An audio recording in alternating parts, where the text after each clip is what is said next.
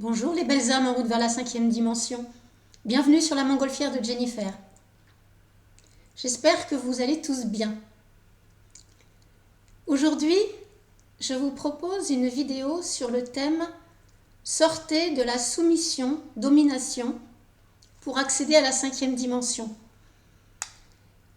Je trouve que la période que nous traversons, la période de l'automne 2022, est particulièrement propice pour vous proposer cette thématique de la soumission-domination.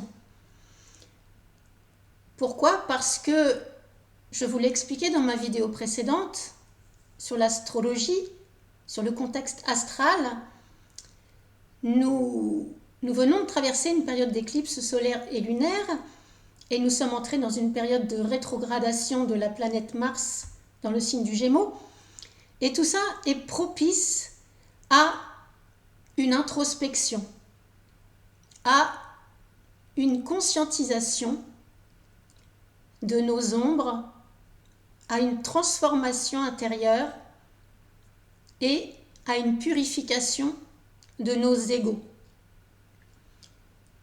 Alors pour illustrer cette démarche, j'ai choisi de m'appuyer sur le triangle de Karpman. Ce fameux triangle victime, sauveur, bourreau, qui porte le nom du psychiatre américain Stephen Karpman, qui en a parlé dans les années 60-70. Donc à partir de ce triangle de Karpman, je vais essayer de vous démontrer que nous avons tous des marges de progrès dans nos comportements relationnels, car aujourd'hui, nous sommes dans un monde de 3e dimension de conscience qui est dominé par nos comportements égotiques, qui génèrent en effet des postures de victimes, de sauveurs, de bourreaux, lesquelles postures génèrent des relations dysfonctionnelles avec les autres.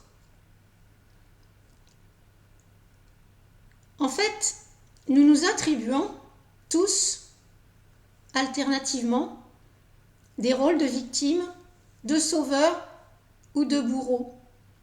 Et la plupart du temps, nous n'en sommes pas conscients. Nous alternons entre ces trois postures et souvent nous avons une posture de prédilection qui fait que nous avons tendance à camper le plus souvent sur le rôle de la victime ou sur le rôle du sauveur ou sur le rôle du bourreau.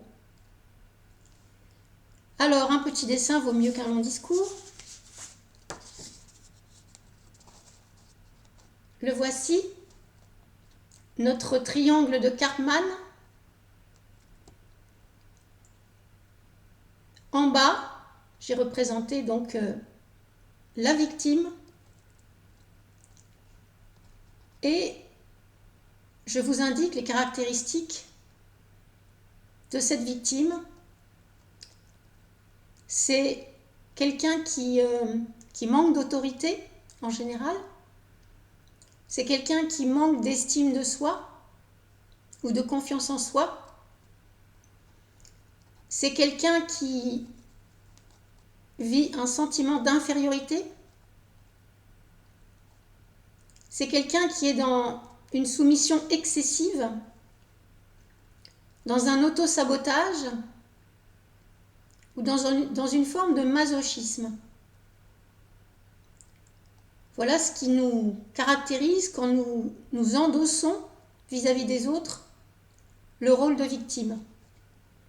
Alors évidemment, qui dit victime, dit bourreau. Le bourreau est un personnage qui peut se manifester dans diverses situations. Par exemple, au travail, chez certains types de patrons, de managers, qui peut se manifester à la maison, par le chef de famille ou la chef de famille, ou par le parent autoritaire à l'égard des enfants.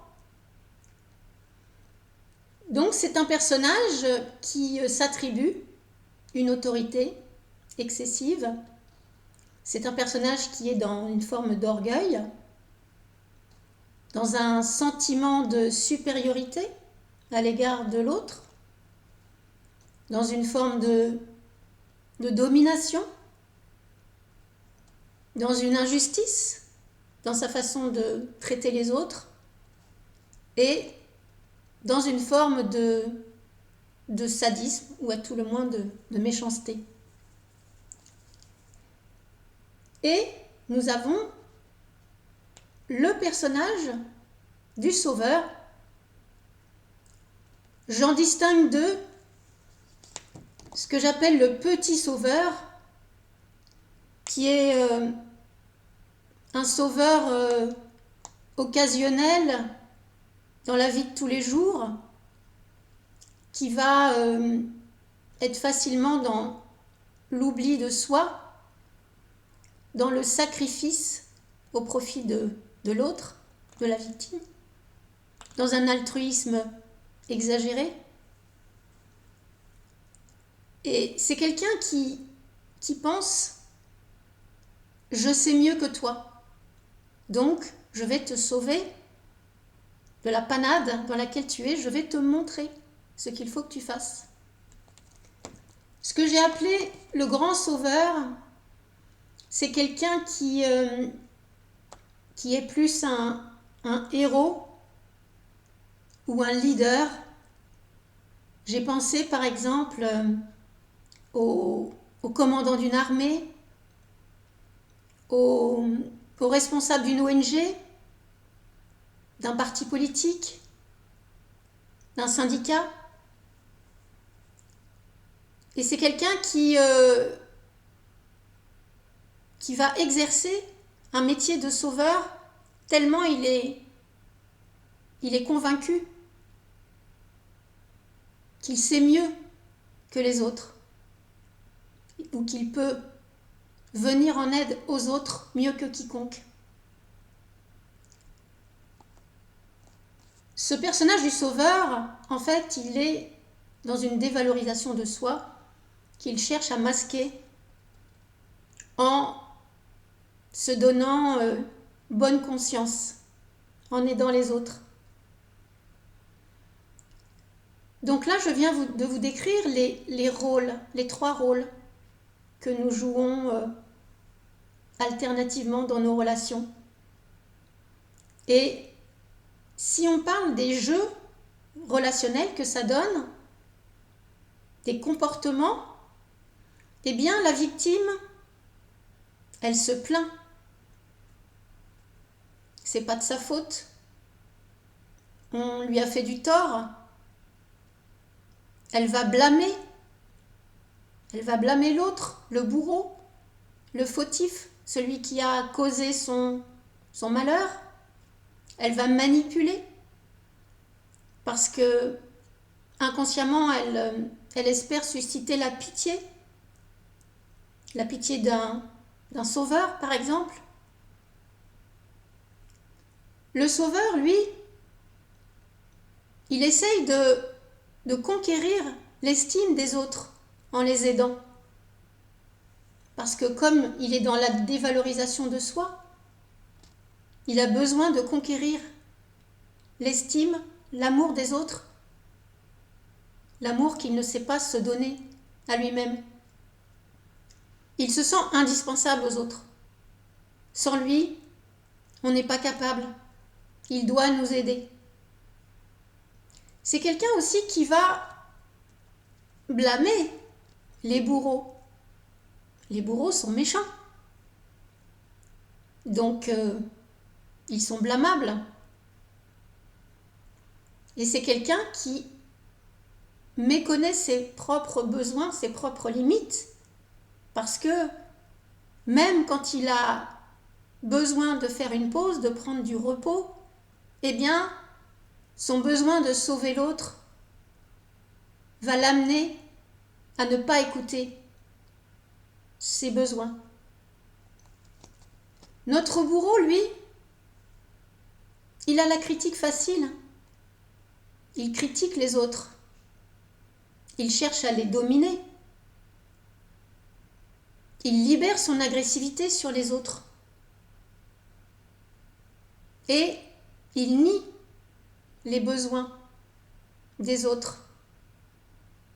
Parce que l'autre a toujours besoin d'être aimé et non pas de subir les agissements d'un bourreau. Alors prenons un exemple. Comme à mon habitude, j'ai prévu de vous illustrer ces propos sur le triangle de Karpman par un exemple très basique et qui est en quelque sorte métaphorique, parce que vous allez voir, il y a plusieurs niveaux de lecture dans cet exemple. Ici, j'ai pris l'exemple, quelque chose qui peut nous arriver à tous. On va dire que là, nous sommes la victime. Victime d'un accident. Un accident de voiture. En fait, notre véhicule a été percuté par l'arrière alors que nous étions arrêtés à un feu. Et un autre automobiliste est arrivé derrière nous sans maîtriser sa vitesse et distrait par quelque chose, il a percuté l'arrière de notre véhicule. Donc nous avons notre bourreau ici. Et dans cette situation, eh bien notre automobiliste, nos deux automobilistes d'ailleurs, mais parlons de la victime, va avoir besoin d'un sauveur. Par exemple, le garagiste, celui qui va réparer le véhicule.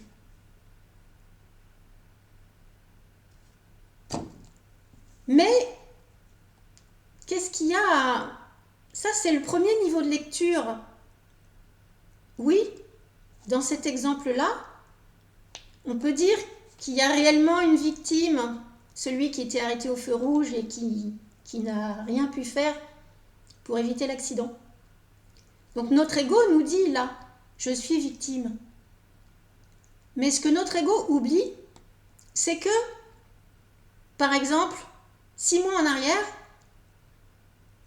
nous avons nous-mêmes percuté, refusé une priorité à un motard et il est tombé. Il s'est fait mal. Et nous, peut-être que nous nous sommes contentés de lui dire 2-3 mots et nous avons peut-être manqué de compassion à l'égard de ce motard. Et donc, en quelque sorte, nous avons à ce moment-là joué un rôle de bourreau. Là, la vie nous fait expérimenter le rôle de la victime. Et nous oublions tout simplement que quelques mois en arrière, nous étions dans le rôle du bourreau. Notre ego oublie facilement ces choses-là. Et parlons de notre garagiste. Eh bien, notre garagiste, lui, de 2 choses l'une. Ou il va bien réparer notre véhicule et à un prix tout à fait acceptable. Ou bien peut-être que il va mal réparer notre véhicule, que nous serons obligés d'y retourner plusieurs fois. Ou peut-être qu'il va nous arnaquer. Il va nous facturer un temps passé 2 à 3 fois supérieur au temps qu'il a réellement passé. Donc, il se présente sous des allures sauveur, mais en réalité se cache en lui un bourreau. Pourtant, lui, en tant que garagiste, il va blâmer le mauvais conducteur. Il va vous dire mais enfin, comment c'est possible de conduire pareillement? Il était sûrement en train de lire ses textos et il a oublié de freiner. Donc, le sauveur, il peut avoir tendance à blâmer le bourreau. Alors maintenant, imaginons, comme dans la vie, le vent tourne. Imaginons quelque chose. 6 mois plus tard, notre garagiste se casse un bras, se fait une mauvaise fracture. Or, il se trouve que vous, la victime de l'accident de voiture, vous êtes chirurgien. Et vous allez retrouver votre garagiste dans votre cabinet et c'est vous qui allez opérer sa mauvaise fracture. Et de deux choses l'une, ou vous allez parfaitement bien opérer votre garagiste et vous allez être dans le rôle de son sauveur, ou alors vous allez peut-être rater l'intervention, obliger votre garagiste à revenir plusieurs fois pour se faire opérer, voire lui laisser des séquelles douloureuses à vie. Et là, au lieu d'être le sauveur, vous serez le bourreau. C'est comme ça que se jouent tous ces psychodrames humains. Nous nous prenons tous, quand quelque chose va mal dans nos vies, nous nous prenons tous pour des victimes. Nous recherchons dans ces moments-là des sauveurs et nous blâmons les bourreaux. Et après, le vent tourne. Nous changeons de rôle. Nous devenons à notre tour un sauveur pour quelqu'un ou un bourreau pour quelqu'un d'autre. C'est ainsi dans le monde de la 3e dimension qui est dominé par l'ego. Puisque nous sommes en pleine ascension planétaire et que nous nous dirigeons vers la 5e dimension de conscience, eh bien, voyons la différence entre la 3e et la 5e dimension. Voilà ce vers quoi nous allons. Tout de suite, nous sommes dans ce monde de type pyramidal. J'ai rempli cette pyramide des initiales bourreau, victime, sauveur. Nous sommes dans une pyramide remplie de victimes, de bourreaux et de sauveurs, chacun d'entre nous. Et, comme dans le principe de la pyramide, il y a un petit noyau de personnes en haut de la pyramide qui se trouve dans une position dominante par rapport à la grande majorité des gens tout en bas de la pyramide. Nous sommes sous le règne de la soumission, de la domination et du sacrifice.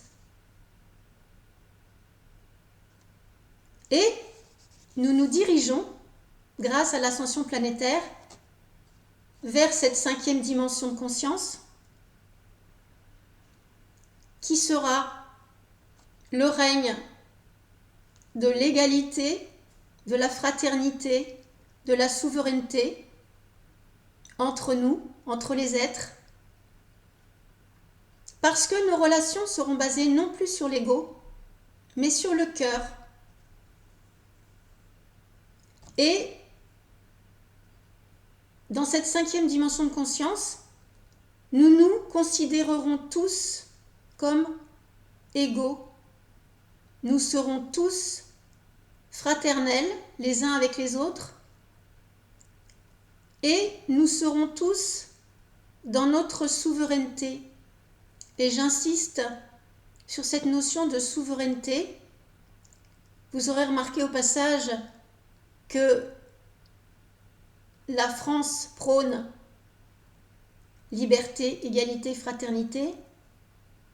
Et là, j'ai préféré au terme liberté le terme souveraineté. Parce que déjà, personnellement, liberté, égalité, fraternité, aujourd'hui, en France, dans le monde de la 3D, pour ma part, je dis que ça n'existe pas du tout. Mais le terme liberté est ambigu parce que nous avons tellement de contraintes, tellement de lois, de règlements à respecter, tellement de choses qui contraignent nos libertés individuelles que je préfère insister sur la notion de souveraineté. Car dans la souveraineté, il y a la reprise du pouvoir personnel que nous avons de dire non, de dire stop, ça suffit, je ne suis plus d'accord, je reprends mon pouvoir souverain. C'est ce vers quoi nous allons.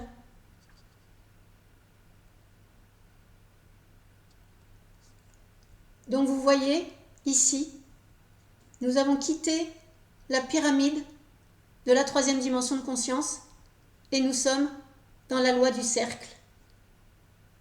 Tous égaux les uns aux autres, les uns les autres, tous frères et chacun dans notre souveraineté. Voilà quel était l'essentiel de mon message et je vous propose réellement de profiter de la période en cours et des mois à venir pour vous introspecter et vous poser la question: quel rôle est-ce que je suis en train de jouer là, maintenant, dans ma vie, avec telle ou telle personne? Est-ce que je ne suis pas un peu trop victime? Un peu trop sauveur? Un peu trop bourreau? Est-ce que il n'y a pas quelque chose à changer en moi pour dépasser ces rôles de ma personnalité égotique? Essayez donc de vous transformer.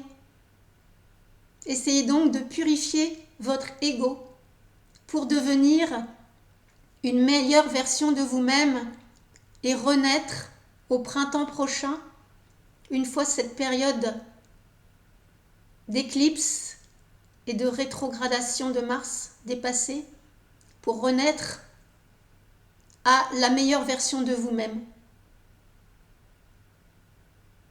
J'espère que ce message vous a parlé. J'ai envie de vous dire, si cette vidéo vous a plu, si elle vous a parlé, partagez-la. Parlez de ma chaîne autour de vous. Abonnez-vous si ce n'est pas encore le cas. Je trouve que nous pourrions être beaucoup plus nombreux abonnés à cette chaîne. Alors, je vous fais un clin d'œil. Parlez de ma chaîne autour de vous. Je conclus comme d'habitude en vous disant que nous sommes tous amour et lumière. Nous sommes un. À très bientôt. Bye bye.